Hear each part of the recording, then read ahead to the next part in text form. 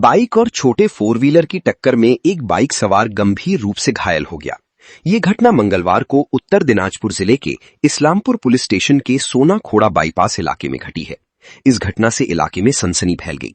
घायल व्यक्ति को स्थानीय लोगों ने बचाया और इस्लामपुर अनुमंडल अस्पताल पहुंचाया। घायल व्यक्ति का नाम रहमत अली है, जो इस्लामपुर पुलिस स्टेशन के खबरगांव इलाके का रहने वाला है। उसकी उम्र लगभग 30 साल है। पता चला है कि अपने घर से इस्लामपुर जाते समय सड़क पार करते समय एक छोटे फोर व्हीलर ने उसे टक्कर मार दी। इसके बाद वो गंभीर रूप से घायल हो गया। इसके बाद स्थानीय लोगों ने उसे रेस्क्यू करके इलाज के लिए इस्लामपुर अनुमंडल अस्पताल पहुंचाया। घायल व्यक्ति की हालत बिगड़ने पर ड्यूटी पर मौजूद डॉक्टर ने उसे नॉर्थ बंगाल मेडिकल कॉलेज और अस्पताल रेफर कर दिया। पुलिस मामले की जांच पड़ताल शुरू कर दी है।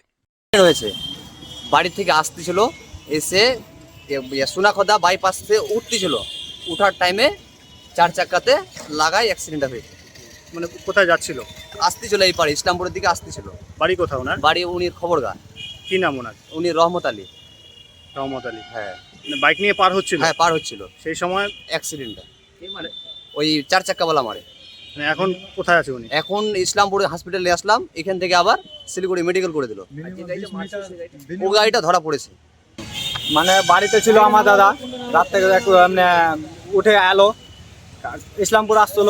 ইসলামপুর আসতে আসতে বাস একটা চার চাকা আসছে বাইপাস থেকে, আর ওই ক্রস করে আসছিল, তো বাইপাসে আসে ধাক্কা মেরে যাচ্ছে, পুরা খাই ক্ষতি। এটা কোন জায়গায় ঘটেছে ঘটনাটা? এটা সোনাকদা সামনে বাইপাসে। বাইপাসে? যে আহত হয়েছে তার নাম পরিচয় কি? রহমত আলী।